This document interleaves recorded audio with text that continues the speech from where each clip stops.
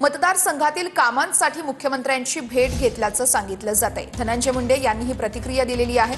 मतदारसंघातील कामांसाठी मुख्यमंत्र्यांची भेट घेतल्याची माहिती धनंजय मुंडे यांनी दिली आहे।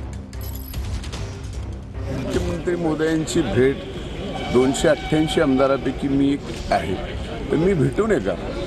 माझ्या मतदारसंघातली कामं आहेत। माझ्या मतदारसंघातल्या मायबाप जनतेने मला 1,42,000 मतांनी निवडून दिले आणि मोठी कामं आहेत, त्यामुळे माननीय मुख्यमंत्र्यांची भेट घेतली आणि त्यांच्याकडे पत्र दिली। आता ती कामं होतील अशी अपेक्षा आहे। बातमी अतिशय महत्त्वाची आहे। वसंतदादा शुगर इन्स्टिट्यूटला फेअर नोटीस देण्यात आलेली आहे। शासन निधीचा विनियोग कसा होतो याची चौकशी होणार आहे। चौकशीसाठी समितीही गठीत करण्यात आली आहे। समितीकडून शुगर इन्स्टिट्यूटकडे संबंधित कागदपत्र मागवली होती। इन्स्टिट्यूटकडून अद्याप कोणतेही उत्तर न आल्यानं फेअर नोटीस पाठवण्यात आली आहे। तर तिकडे नाशिकमध्ये महापालिका आणि पर्यावरण प्रेमींची बैठक सुरू झालेली आहे। बैठकीचं निमंत्रण न मिळाल्यानं काही जणांकडून घोषणाबाजी देखील करण्यात आली आहे। खुली चर्चा करण्याची पर्यावरण प्रेमींची मागणी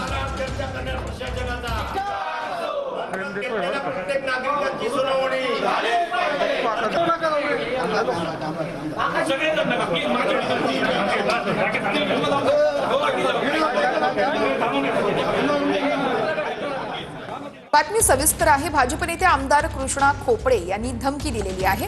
त्यांना धमकी आल्याचं कळतंय। कृष्णा खोपडे यांना धमकी आल्याची एक माहिती समोर येते आहे। तुकाराम मुंडे यांच्या समर्थकांनी धमकी दिल्याचा खोपडेंचा आरोप आहे।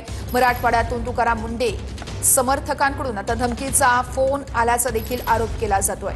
कृष्णा खोपडे यांना धमकी देणाऱ्यांच्या विरोधात पोलीस तक्रार देखील करणार असल्याची माहिती मिळते आहे। त्यांच्या समर्थकाला का चिंता वाटून राहिली हे मला कळत नाही। ते का घाबरत आहे मला हे कळत नाही। परंतु आज मला 2 असे फोन आले तिकडून मराठवाडा इकडल्या भागातून का तुम्ही का त्याच्या विरुद्ध बोलता, का तुम्ही त्याला हे करता। मी मला तुम्ही का मला धमकी देऊन राहिले का? जे सत्य आहे ते जनतेच्या समोर येईल आणि म्हणून ते का घाबरत आहे याचा मतलबच असा आहे का तुकाराम मुंडे कुठेतरी अडचणीमध्ये येणार आहे, कुठेतरी तो फसणार आहे आणि म्हणून त्यांचे समर्थक धमकी देण्याचे काम करत आहे। मी या संदर्भात पोलिसात तक्रार दाखल करणार आहे। बातमी नागपूरमधून आहे। नागपूरमध्ये युवा शैक्षणिक आणि सामाजिक न्याय संघटनेचं आंदोलन सुरू आहे। कंत्राटी शिक्षक भरती रद्द करण्याची मागणी केली जाते आहे। युवा शैक्षणिक सामाजिक न्याय संघटनेचा विधान भवनावरती हा मोर्चा आहे। जिल्हानिहाय विभागनिहाय पारदर्शक निवड यादी ही जाहीर करा अशी मागणी केली जाते आहे। शिक्षण मंत्री आणि सरकारला तातडीने सकारात्मक निर्णय घेण्याचं आवाहनही केलं जात आहे। या संदर्भात स्वप्नील उमप आमचे प्रतिनिधी आपल्याला सविस्तर अपडेट्स देत आहेत। तर स्वप्नील, या सगळ्या आंदोलकांची मुख्य मागणी काय आहे?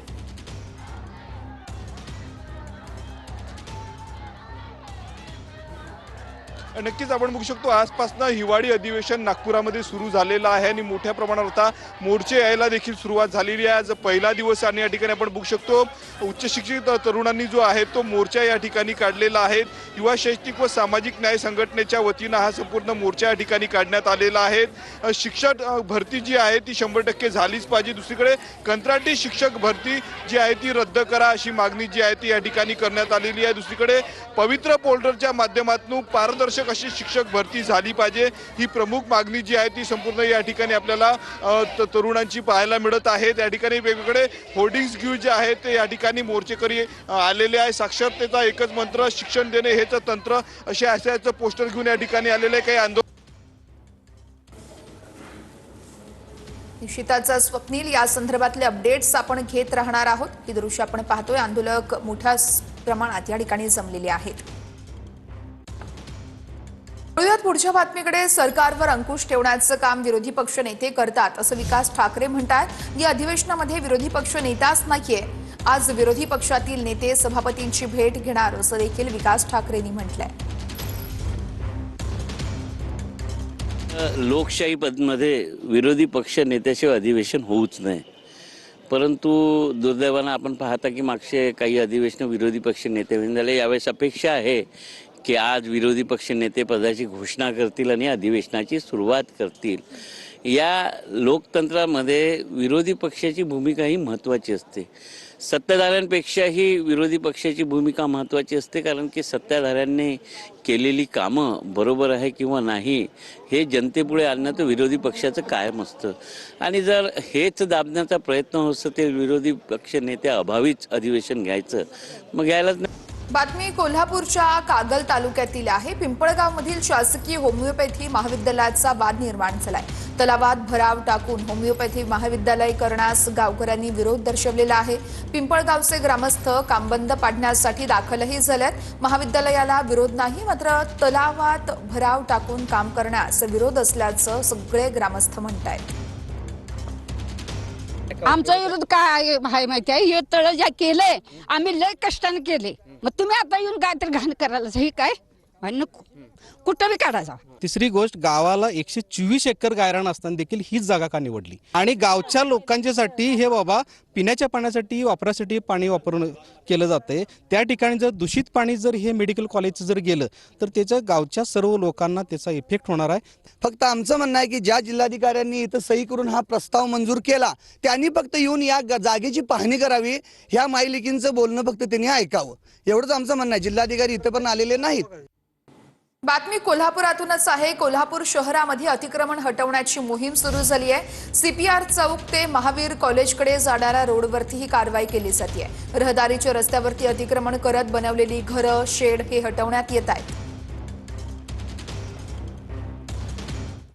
कोल्हापूर शहराच्या सीपीआर चौकापासून ते महावीर कॉलेजकडे जाणारा जो रोड आहे त्या रोडवरचं अतिक्रमण काढण्याची प्रक्रिया महानगरपालिका प्रशासनाकडून सुरू करण्यात आलेली आहे. आपण बघू शकतो या रस्त्यावर जे काही घरं आहेत त्या घराच्या बाहेर शेड आहेत ते बांधण्यात आलेले होते आणि ही शेड आता काढून घेण्याची प्रक्रिया सुरू करण्यात आल्याचं आपल्याला बघायला मिळते. हे सगळे शेड काढून घेण्यावरून स्थानिक नागरिक त्याचबरोबर पालिका प्रशासनामध्ये काहीसा वाद देखील काही वेळापूर्वी झाला आणि त्यानंतर अखेर या सगळ्या कारवाईला सुरुवात केली गेल्याचं आपल्याला बघायला मिळते. या कारवाई होईपर्यंत सीपीआर चौक ते महावीर कॉलेजकडे जाणारा रस्ता आहे तो वाहतुकीसाठी बंद असणार आहे. मात्र आपण बघतोय की एक तक्रार आली आणि या तक्रारीनंतर आता हे सगळं अतिक्रमण काढून घेण्याची प्रक्रिया महानगरपालिका प्रशासनाकडून पोलीस बंदोबस्तामध्ये सुरू असल्याचं बघायला मिळते. सुनील काटकरचं, भूषण पाटील, TV9.